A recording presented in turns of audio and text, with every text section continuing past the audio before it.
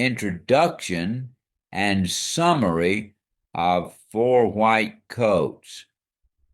Before we hear the summary, Four White Coats, let me tell you a little about its narrator, Kalin, my granddaughter. She's a student doctor, part of the next generation of compassionate healers who wear the white coat not just as a uniform, but as a promise to care, to serve, to learn, and to lead with integrity. I'm proud of Kalin and grateful for those paving the way for women to join the community of medical doctors. In Women in White Coats, Olivia Campbell brings to life a gripping, emotional, and often shocking story, one that unfolds in lecture halls, hospital wards, and drawing rooms across the 19th century. It's the story of three women who refuse to accept no for an answer: Elizabeth Blackwell, Elizabeth Garrett Anderson, and Sophia Jex-Blake. At a time when medicine was considered far too rigorous and far too indecent for women, these pioneers dared to imagine a world where women could heal the sick, study the human body, and be recognized as physicians. Their fight wasn't just against disease, it was against society itself. Elizabeth Blackwell's journey begins in America. The idea of becoming a doctor came almost as a challenge. A dying friend once told her that if a woman had treated her, she might have suffered less humiliation. That spark lit a fire in Elizabeth's heart. When she applied to medical schools, she was laughed out of nearly everyone. Finally, one school in Geneva, New York, let the all-male student body vote on her admission, and the men, thinking it a joke, voted yes.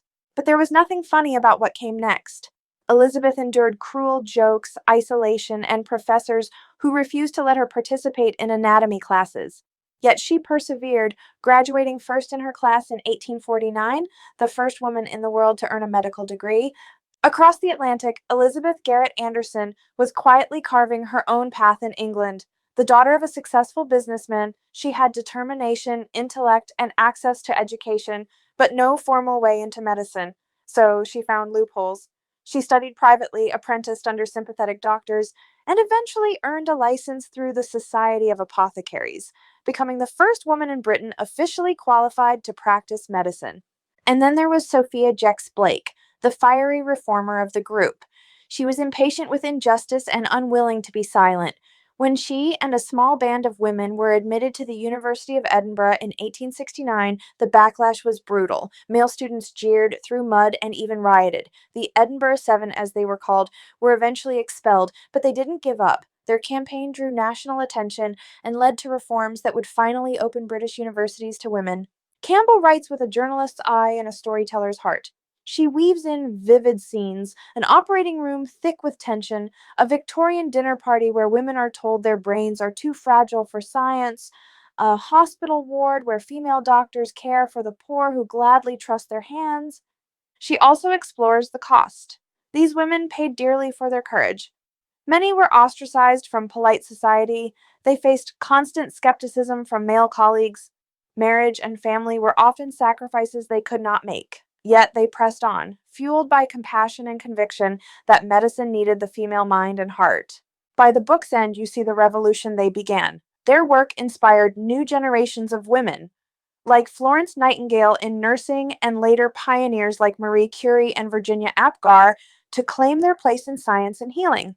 Women in White Coats is not just about medicine, it's about justice. It's about the courage to claim space in a world that says you don't belong. Campbell reminds us that every woman who puts on a white coat today, by every doctor, nurse, and researcher, is standing on the shoulders of those who came before. Their story is both a warning and an inspiration.